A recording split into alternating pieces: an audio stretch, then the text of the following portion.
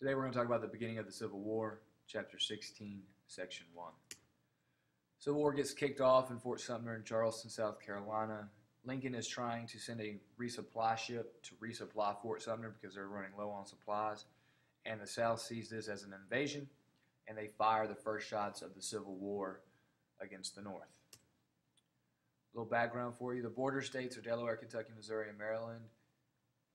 There are 11 southern states that secede. The first 7 go in order like this: South Carolina, Mississippi, Alabama, Georgia, Louisiana, Florida, and then Texas. And then you have the 24 states that stay in the Union, including the border states.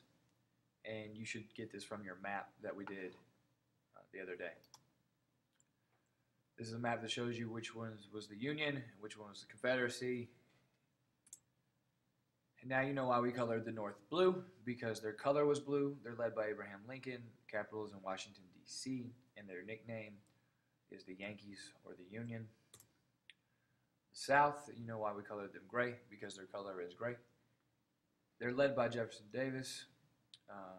Capital is Richmond, Virginia, and the country is called the Confederate States of America, and their nickname was the Rebels or the Confederates.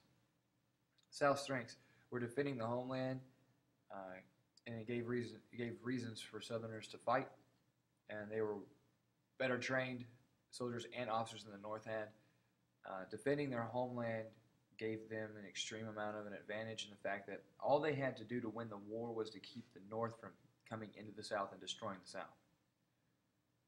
The South's weaknesses were they had few factories or railroads and a smaller population. The railroads and the factories would play a huge role in the fact that they would run out of ways to supply and also run out of resupplying materials because they didn't have factories or more factories to create more supplies. North strengths were they had a large population and 90% of the factories, and they had a large portion of the railroads in the North as well. The weaknesses for the North is that they were fighting on unfamiliar territory. They're having to fight in the South because that's how they have to win. They have to defeat the South completely to win the war. And not many trained soldiers or officers lived in the North. The Confederacy's plan was that they hoped that the cotton would force European countries to help win the war against the North. They hoped that Europeans would come to their aid because they had cotton. And the Union's plan was the Anaconda Plan, in which they hoped to suffocate the South's economy and to leave them with no supplies until they just had no resources left and they were forced to surrender. A blockade is what helped this Anaconda Plan in the fact that the blockade was ships aligned around the South, which didn't allow people to trade with the South. And basically the Army prevents transportation of goods or people into or out of an area. The Battle of Bull Run, the Confederacy wins, which was a shock to many people because a lot of people from the Union showed up to watch this battle and to watch the Union trounce the South. That didn't happen. Union troops end up running from the battle site, and there's a famous picture where you have troops out in front of people who were taking picnics. Thomas Jackson's nicknamed Stonewall, otherwise known as Stonewall Jackson. He's a Southern general, and we'll talk about him a little later. Chapter 16, Section 2. This is basically about all the new technologies of the Army at this point during the Civil War. Hygiene, conditions and practices that promoted health, that became a huge deal during the Civil War.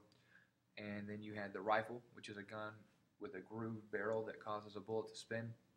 Creates it to go a whole lot further, the bullet to go a whole lot further than before. And then you have a mini ball, which is a bullet with a hollow base. And then you have the ironclads, which were warships covered with iron, replaced ships that were only wood. This allowed the ship to take a whole lot more damage before it was sank than the wood did. Chapter 16, Section 3. Lincoln appointed George McClellan as general of the Union Army, and he was fired for being wishy-washy. He always had an excuse for not going in and defeating the South. Whether it wasn't he didn't have enough supplies, he didn't have enough men, his men were tired, he didn't think that he could win. All kinds of excuses for the South, for why he didn't attack the South. And then we get to the Battle of Shiloh. The Union wins. It's located in Tennessee in 1862. And more Americans died in this battle than the American Revolution put together. And Shiloh means the place of peace. Even though more Americans died in this battle than in the American Revolution put together, it's still not the bloodiest battle in American history. Robert E. Lee is the head commander of the Confederate forces, and the reason he is the head commander of the Confederate forces is because he refused to fight for the Union because his state of Virginia, his home state of Virginia, seceded and he refused to fight against his home.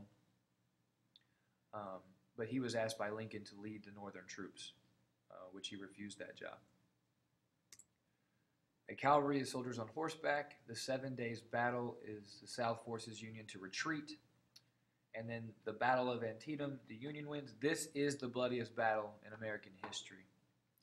And this is a Union victory due to one large, huge finding.